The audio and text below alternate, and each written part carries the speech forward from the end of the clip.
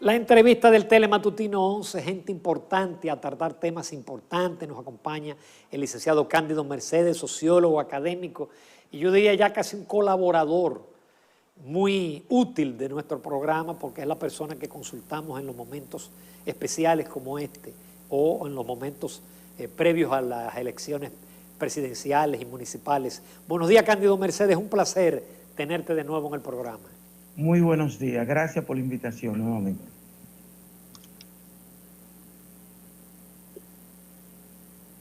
Cándido, parece que no nos escucha Jacqueline. Bueno, Cándido, las encuestas acertaron, especialmente Gallup, a pesar de lo vilipendiada.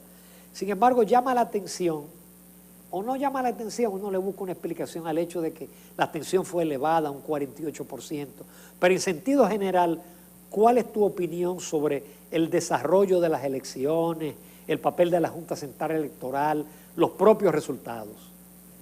Sí, en la página 5 del periódico Hoy, cuando usted lo vea, ahí está una página entera de Cándido Mercedes que hicimos desde enero a junio, 23 firmas encuestadoras, hicieron 52 sondeos y solamente en junio hicieron 22 esas firmas.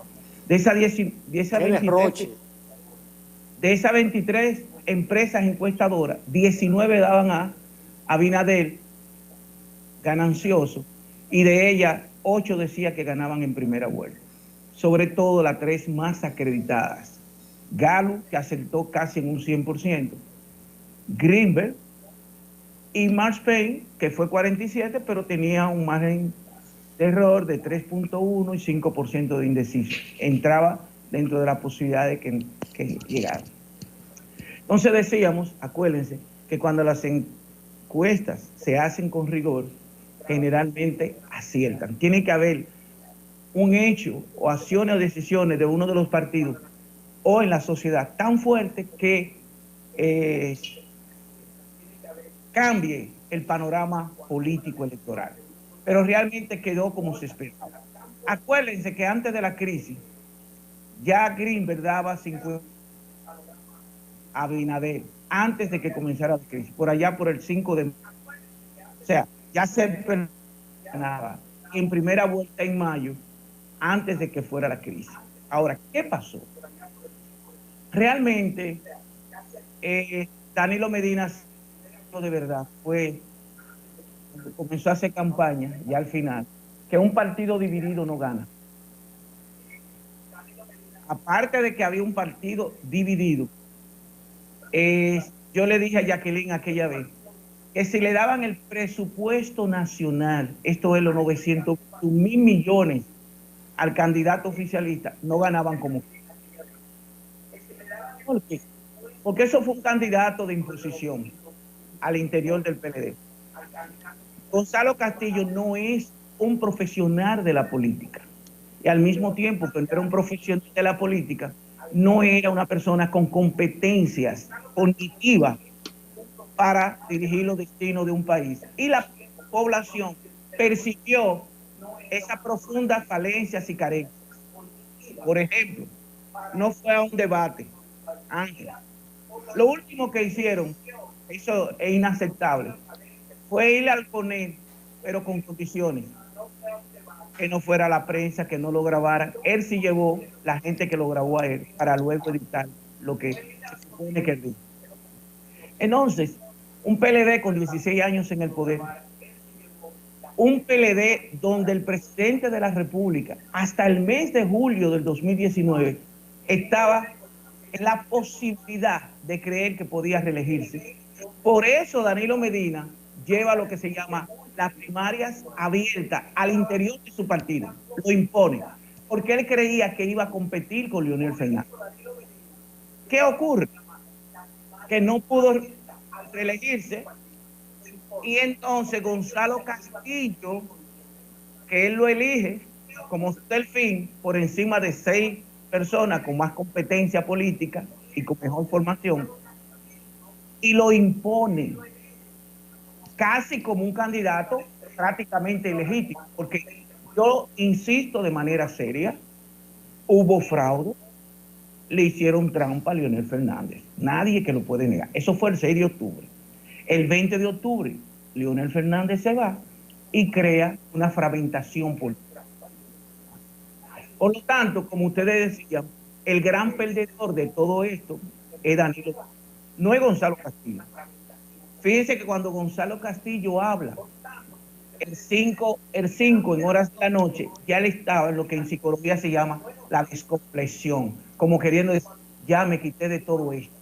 Fíjense que estaba hablando de manera más hilvanada, con mayor hilaridad. Entonces, ese es el panorama. ¿Qué va a pasar en el PLD? Que ustedes decían. Siempre hay que buscar quién fue el responsable. Danilo Medina. Danilo Medina va a tener que manejarse con muy bajo perfil al interior del PLD. No es que lo van a sacar del PLD, porque el PLD es un partido altamente verticalista, casi con una estructura estalinista. Y entonces, no lo sacan del comité político, pero es obvio que no puede jugar un papel tan estelar, porque no fue una, dos ni tres veces que ese gran estratega se cayó. Se cayó el 6 de octubre, dijo en febrero que quienes ganaban las municipales ganaban las presidenciales de mayo, perdieron en marzo, y nadie que el mapa cambiara tan dramáticamente. Se sabía que el PRM muchos senadores, pero que el PLD iba a quedar como 13, 14 o 15. Pero estamos hablando de 5, porque ya dieron los números de San Pedro definitivo y acaba ese gran profesional de la salud, Félix Iglesias, acaba de ganar en San Pedro de Macorís. O sea que el panorama, y como ustedes decían, la fuerza del pueblo, un partido que no tiene un año, y ahí uno tiene que ser consecuente. Acuérdense, Juan Bosch se fue del PLD en el 1973. 5 años después va a elecciones y saca 18,000 votos. Y en el 82 saca 179. Estamos hablando que Leonel, con menos de un año, saca alrededor de 300,000 votos, saca más de casi 9% y va a sacar 6 senadores, sin contar los senadores aguacates. Porque el reformista luce que sacó mucho, pero todos son de... Entonces, eso cambia el Ahora, mapa. Cándido. ¿Sí? Cándido, una pregunta. El declive del PLD comenzó con las primarias de octubre del 2019 y su situación interna, que logró ser derrotado el pasado domingo por el Partido Revolucionario Moderno. ¿Fue ahí que comenzó la derrota? ¿Y qué influyó más? Si esa situación interna o el tema institucional, las acusaciones de corrupción. Son múltiples factores. No hay dudas de que esa fragmentación, acuérdense que el liderazgo de Leonel, eso presenta una división. Esa división era muy fuerte. Pero que además, yo le dije a usted en un programa que República Dominicana había cambiado a partir de enero del 2017. El panorama social y político había cambiado. Preguntó, pero el presidente Danilo me 2016 con 62%. Y yo dije, sí, pero el panorama social y político cambió. Es del 2017 cambió dramáticamente el panorama político y una inserción de la clase media, media alta y alta, responsabilizándose, asumiendo compromiso con la sociedad. Y desde 2017 ya ustedes vieron las grandes olas de movimientos sociales que se fueron presentando. Al mismo tiempo, ustedes tienen que ver que en Dominicana hay un retroceso institucional muy grande. La degradación institucional no tiene parangón en República Dominicana en los años. Educación autoritaria. Esa poca visión de estadista lo llevó a realizar lo que se llama el hiperpresidencialismo en detrimento de las demás instituciones.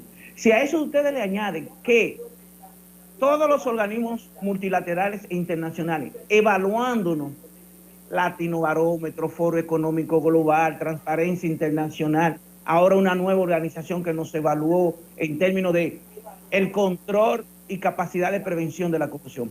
Señores, nosotros estamos en el 5º lugar de América Latina en corrupción y en el 8º en el mundo. Es que aquí hay así como hay una pandemia que nos está acabando, así está la pandemia de la corrupción. Ustedes lo llegaron a ver ahora, como en medio de una crisis sanitaria hay empresas que surgieron al amparo desde que declararon la emergencia. Hay empresas que ganaron licitaciones que se abrieron hoy, a los 10 minutos se cerraron y ellas postulaban. Es una corrupción desmesurada, una putrefacción, una descomposición. Entonces, división, problema de la corrupción. Pero si el problema de la corrupción ustedes le añaden que es peor, porque en todos los países del mundo hay corrupción. Uno más, otro menos. Por ejemplo, los países de Noruega, Suecia, Suiza, ellos sacan 90. Eso quiere decir que le falta 10 para 100. Nunca un país va a alcanzar 100. Nunca. Allí donde hay seres humanos, nunca va a pasar. Porque hay desviación en el comportamiento humano.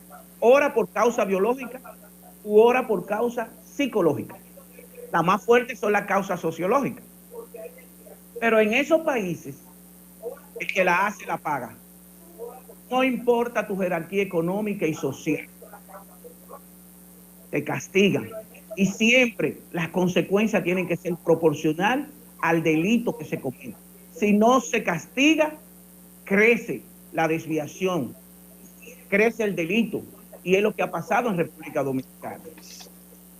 Tú ves que todavía no hay ningún preso. Acuérdense que el febrero del 2017, el presidente Danilo Medina dijo que esos jóvenes de la Marcha Verde les recordaban sus años de juventud, pero que no se preocuparan, que República Dominicana sería un modelo, un nuevo paradigma en la lucha contra la corrupción. Somos el país que ha sancionado y condenado a los involucrados con Odebrecht. Por eso, ustedes ven que no hay nadie preso y que la corrupción creció. El último año que Transparencia nos midió, quedamos, siempre sacábamos 28, 30. Ahora sacamos 28 de 100. Pero en el ranking subimos a 126. Nunca habíamos llegado a 126 de 180 países valorados. Es decir, que la corrupción, la impunidad, el deterioro de la institucionalidad, la recesión electoral, todo eso llevó a acercar más lo que se llama la sociología del cansancio, la sociedad del cansancio, donde hay gente que ustedes tienen que... Había gente que la arrogancia, la prepotencia, la exhibición de la opulencia, eso en una sociedad pobre y vulnerable choca. Y ese es el panorama. Múltiples factores llevaron a esta derrota. Cándido, en su más reciente artículo usted hablaba de que este gobierno ha sido el menos institucional de los últimos que hemos tenido en los últimos años. Y reconoce también que los que le antecedieron tampoco es que han sido muy institucionales, que se digamos. Eso por un lado. La prensa, y quiero unirlo con lo siguiente, la prensa en el día de hoy hace un recuento de los temas de corrupción que han azotado a los gobiernos en la República Dominicana, comenzando con los del doctor Joaquín Balaguer y el tema de la Hidroquebec, siguiendo con las acusaciones en el gobierno de Salvador Jorge Blanco, el caso de PM, el de la Sunlam, Odebrecht, etcétera, y un largo etcétera, sin que en todo este tiempo, más de 20 años, realmente se haya podido hacer justicia en estos casos. ¿Cuáles son las expectativas que tiene Cándido Mercedes de que pudiera ser diferente esta vez? Fíjate, la corrupción en República Dominicana ha sido endémica desde 1844, de nuestra fundación. Ahora bien, Balaguer admitió que en su gobierno se habían hecho 300 millonarios, pero al mismo tiempo decía que la corrupción se detenía en la puerta de su despacho. ¿Qué ocurrió? A partir del 2005, la corrupción se volvió sistémica en República Dominicana y al mismo tiempo institucional. Fue una acumulación originaria ampliada desde el mismo Estado y desde la más alta instancia del Estado. Nunca antes la política se había convertido política igual a negocio, negocio igual a política. Por suerte, este periodo que comenzamos se cierra un ciclo bastante novedoso y halagüeño para la República Dominicana. Muchos personajes que van a desaparecer del escenario político en República Dominicana. La política no puede ser negocio. Ser funcionario público debe ser el más alto honor que le corresponde a un ciudadano, porque es para servirle a su país, no es para servirse él. Y en República Dominicana, en los últimos años, los últimos 16 años, esa corrupción se convirtió, al mismo tiempo que endémica, estructural, sistémica e institucional. Por eso ha crecido tanto. ¿Por qué ahora más degradación? Acuérdate que la corrupción no había estado envuelta también con muerte. Por ejemplo, tuviste los 3 muertos de San Pedro de Macorís, sangre. Al mismo tiempo que hay corrupción, sangre. Tuviste lo que le pasó al abogado Junior, sangre también desde la onza. Pero eso ya Participación Ciudadana en su libro Corrupción sin castigo ya lo había planteado en el 2013, todo lo que estaba ocurriendo en la ONSA. Más de 90 casos denunciados que estaban ahí y nadie le daba seguimiento desde el Estado, desde el Ministerio Público, desde PECA. Porque en estos últimos 16 años yo hice la tarea. El país que más hizo cambio en la plataforma jurídica, en las normativas, ha sido República Dominicana. Las leyes son necesarias, pero no suficientes. Se necesita la calidad, la decencia de los actores políticos. Y eso es lo que no hemos tenido. ¿Qué va a pasar ahora? El panorama es que va a cambiar. Yo dije, Abinader no es Abinader en sí mismo. Abinader ha sido el tránsito de la conectividad colectiva e emocional. La sociedad cambió y cambió en una transición sin retorno. La sociedad espera mucho más decencia, la sociedad espera mucho más transparencia y la sociedad espera que no haya impunidad. Que sea quien sea, que se le castigue y se le sancione. Porque esta es una sociedad pobre y vulnerable. No es una sociedad de clase media, es una sociedad pobre y vulnerable. Solamente clase media para arriba, media alta y alta, el 30%. Estamos ahí. Entonces, ¿qué se espera? Por ejemplo, el presidente electo tiene un enorme desafío, una crisis sanitaria, una crisis económica nunca antes vista, producto de esa pandemia, una crisis de empleo social. Estamos hablando que suspendieron 1.066.000 empleados de empleo formal y hasta ahora nada más han llamado el 30%. Generalmente vamos a quedar con un 23 o un 25% de desempleo en estos primeros 6 meses. Esto es grave. Entonces tiene tanto desafío y como yo digo, Hermann Hesse decía, lo que importa más nunca debe estar a la merced de lo que importa a mí. Primero lo primero. ¿Y qué es lo primero? El problema sanitario, el problema de la economía, cómo motorizar rápidamente, buscar dinero, buscar divisa, porque el turismo no va a llegar tan rápido, la inversión extranjera tampoco, la remesa está llegando, pero más rezagada, pero por suerte está llegando. Y zona franca va a llegar, pero mucho más lento. Entonces, ¿qué tenemos que hacer? Y ustedes los comunicadores tienen que ayudar. Tenemos que pedirle al presidente electo que desde ya le envíe una comunicación a las Naciones Unidas para nosotros hacer aquí lo que pasó en Guatemala. Para que expertos, investigadores en el área de corrupción, de investigación, investiguen toda la corrupción de República Dominicana y nadie diga que persecución política ni nada de eso. Esta sociedad necesita cerrar sus heridas. Por eso ustedes ven que las cosas malas se reproducen. Por ejemplo, Brasil, Argentina, Chile, Uruguay, todas cerraron sus heridas con respecto a la dictadura. Aquí pasó la dictadura de Trujillo, nadie cayó preso.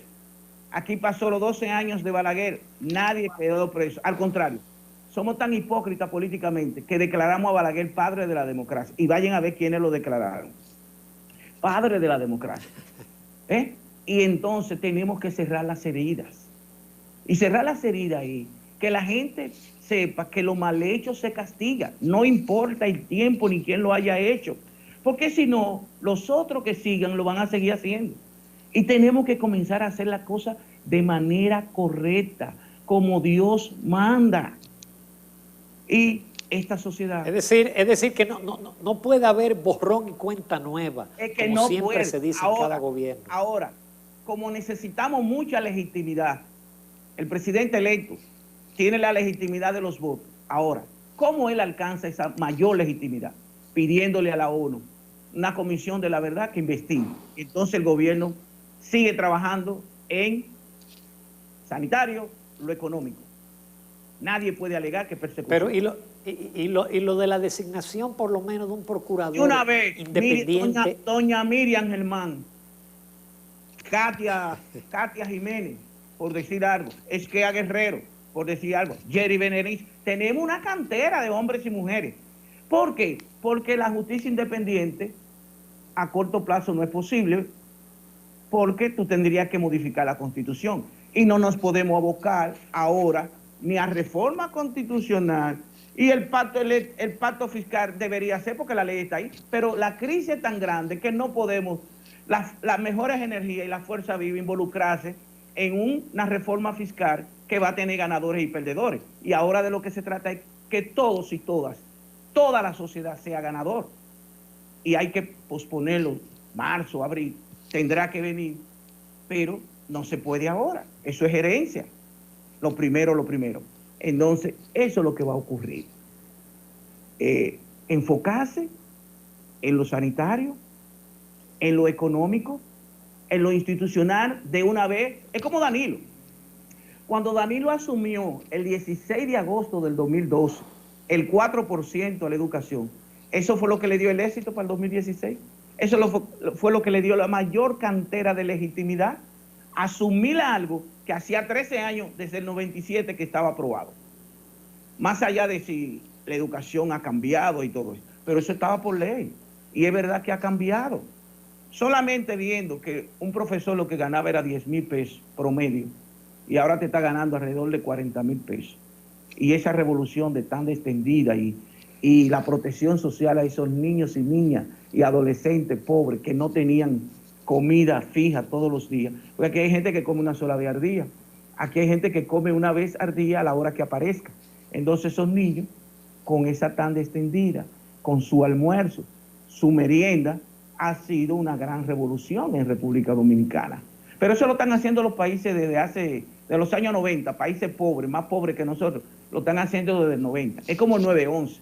El 9-11 en Costa Rica se hizo desde el 95, en Panamá está desde el año 2000. O sea, nosotros vamos como una especie de arritmia histórica en muchos acontecimientos económicos, políticos y sociales que en otras latitudes de países más pobres que nosotros ya se viene haciendo. Por eso es que en el índice de desarrollo humano, en nosotros no va compasado entre lo económico y lo social, como lo han hecho otros países. Finalmente, ya en los 2 minutos que nos quedan, Cándido, ¿qué pronóstico tú harías con el sistema de partidos en la República Dominicana? A lo de estos resultados que hemos visto, un PRD que queda con 2.4% de los votos, PR Reformista 77%. Mira, yo te decía, el PLD estrepitosamente. Yo le decía, y ustedes no le dicen, Jacqueline no le gusta dar la motivación a la gente que va a su programa. Yo le dije a ella todo lo que iba a pasar y realmente pasó. Mire, yo estoy feliz porque se cierra un ciclo. Se nos va el de Higüey, que duró 40 años en el Congreso, y eso es muy bueno. Se va Miguel Vargas. Ya el PRD desaparece prácticamente. Fue 2%. El Reformista va a quedar ahí, pero sacó 1.78. Es decir, que esos partidos ya no van a recibir el 80% que se le da a los partidos que sacan más del 5%. Se van y no hay posibilidad de que se regeneren en sí mismos. Esos actores políticos y esos partidos tienden a desaparecer. El PLD para el 2024 no se augura que desaparezca así. Va a haber su crisis, va a haber mucha gente, como tú decías, que se irán a la Fuerza del Pueblo ahora, y muchos se irán al PRM, y muchos se van a quedar independientes. Ahora, esa OTAN se va a quedar ahí, porque imagínense, el promedio de edad de esa OTAN está en 60 y pico de años. Ellos irse a su casa, aquí no se aplique el ostracismo político, porque la política es no solamente en República Dominicana el de mayor movilidad social, sino el que le da, entre comillas, el mayor prestigio para tener visibilidad mediática. No por su competencia y por su talento per se, sino porque ustedes los comunicadores invitan en el 80% de los programas a políticos, más allá de que algunos no tienen nada que decir, sino la información que está en los periódicos. Pero ese es el panorama, se cierra un ciclo y todo el mundo está contento. ¿Tú te imaginas lo contento que yo estoy? Que José Horacio Rodríguez, nieto de Juancito Rodríguez, el empresario de La Vega, que vino a luchar en contra de Trujillo, hijo de Porfirio Rodríguez, que es gemelo de Doroteo Rodríguez, va a ser de los más votados. Orlando Jorge Villegas, que es una estrella también. El hijo de Leonel Fernández, jovencito, lo que tiene son 29 años. O sea, el ser humano es un producto social. Y en tanto que producto social no puede reproducir exactamente las conductas de generaciones anteriores. Hay una revolución mental.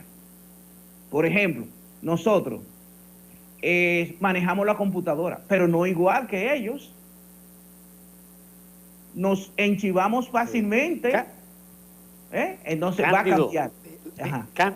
Cándido, lamentablemente no tenemos más tiempo, pero como siempre, brillante. Te agradecemos siempre tus enfoques, tu verticalidad, tu coherencia. Muchísimas gracias. Gracias a ustedes. Cándido Mercedes, por tu participación. No vi a Jacqueline aquí en la plataforma. Sí, en la pantalla. Sí, aquí estoy, Cándido. Cándido, aquí estoy. Salí del aire porque parece que tenemos problemas hoy, pero aquí estoy, muy atenta a todos los planteamientos. Un placer. A comerciales. Nos resta la rectica final del Telematutino 11.